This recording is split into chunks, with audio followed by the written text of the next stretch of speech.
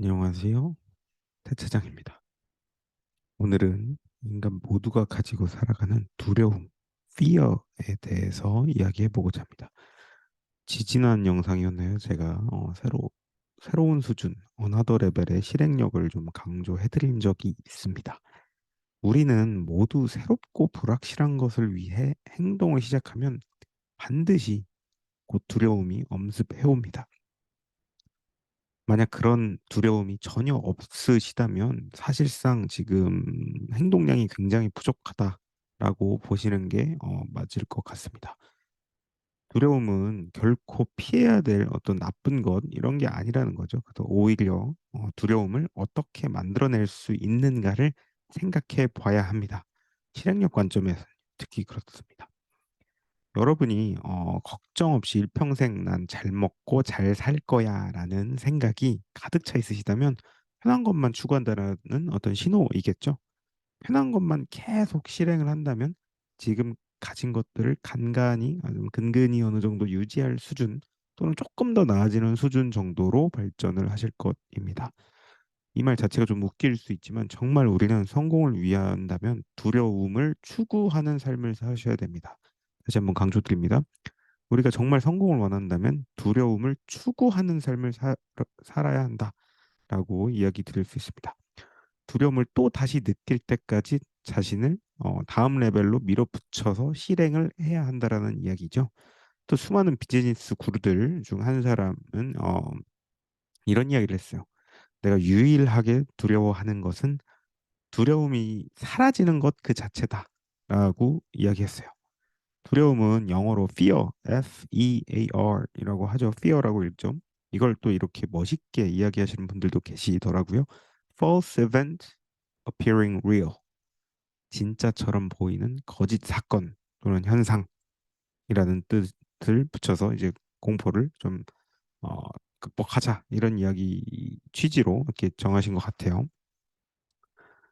그래서 이 말에서 보이듯 실제 우리가 두려워하는 어떤 사건 현상들은 거의 대부분 절대 결코 발생하지 않는 경우가 많다라는 것을 좀 잘 보여줍니다. 되게 두려움은 약간 이성적이고 객관적인 쪽보다는 굉장히 감성적으로 내면에서 일어나는 경우가 굉장히 많다고 해요. 감정은 또한 객관적 사실보다 훨씬 이제 부풀리는 어떤 요소를 잘 부리거든요. 그래서 많은 사람들이 자신이 왜 실행을 안 하는지, 실행력을 이렇게 높이지 못하는지를 핑계를 댈 때 가장 많이 쓰는 수법이 바로 이 감정을 희생양으로 많이 이제 써먹는다라는 거죠. 두려움에 대한 이런 부분은 반드시 이제 우리가 바로 잡아야 하는 영역입니다. 두려움을 그만두거나 뒷걸음 치는 핑계로 써먹지 말고 앞으로 전진하는, 그러니까 뒷걸음이 아니라 포워드 루킹 할 수 있는 동력, 모티베이션으로 쓰셔야 된다라는 거죠. 계속 이제 뭐 두려움이 몰려와서 쫄아 있으시다면 이젠 사고의 전환을 지금 당장 일으키시는 게 좋을 것 같습니다. 하나의 시그널로 바라보는 게 굉장히 중요한데요. 지금 해야 하는 일을 알려주는 신호가 바로 두려움이다.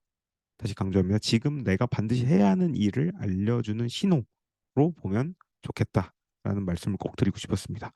우리가 있지도 않은 막 귀신 이야기 이런 거 어릴 때 많이 했었잖아요. 막 썰 같은 거 듣고 엄청 무서워서 막 화장실도 못 가고 막 이런 것들 있잖아요. 사실 다 지어낸 얘기고 뻥카인데 뭐 본 적도 없는데 이 두려움이라는 게 우리 내면서 막 증폭이 된 거죠. 그래서 어떤 이런 행동까지도 막 마비시키는 그런 경험이 있으실 텐데요. 이런 어린 시절의 공포와 아주 똑같은 게 이제 어른 되어서도 나타나죠. 바로 거절, 그리고 실패, 뭐 성공에 대한 압박, 이런 것들이 결국은 우리 내면에 일어나는 어떤 망상 같은 어떤 공포, 두려움이라고 볼 수 있습니다. 이런 것 자체에서 스트레스 받고 세상을 욕할 게 아니라 우리는 뭐다? 하나의 시그널로 받아들이는 태도. 지금부터는 그렇게 받아들이시길 바라겠습니다. 누군가에게 내가 막 컨택해야 되고 고객사에 뭐 전화를 걸어서 막 쓴소리를 들어야 하는 두려움이 지금 있으시다. 그러면 지금이야말로 당장 고객에게 전화를 걸라는 신호일 수 있습니다. 우리가 어떤 사장님한테 보고를 해야 되는데 두려우시다면 지금 당장 사장님께 보고 일정을 스케줄을 잡아야 하는 신호일 수 있다라는 것이고요. 상대에게 무언가를 요청하기 좀 어려운 상황이다라면 지금 당장 요청하라는 신호일 수 있다라는 거죠. 이 두려움을 잘 이렇게 응용하시고 활용하셔야 된다는 겁니다. 우리가 사업을 하면은 경쟁자들, 뭐 시장 참여자들과 이제 맞서야 하는 어떤 그런 두려움이 있죠. 언제나 늘 존재합니다. 하지만 여러분들이 차별화될 수 있는 하나의 기회이기도 한데, 왜냐하면 다들 두려움을 뭐로 쓴다? 도망의 신호로 잘못 쓰기 때문이에요. 절대 똑같이 그런 거 따라가시면 안 됩니다. 오히려 두려움은 전진의 신호이기 때문입니다. 마지막 한마디로 요약하면 두려움은 전진의 신호다. 감사합니다.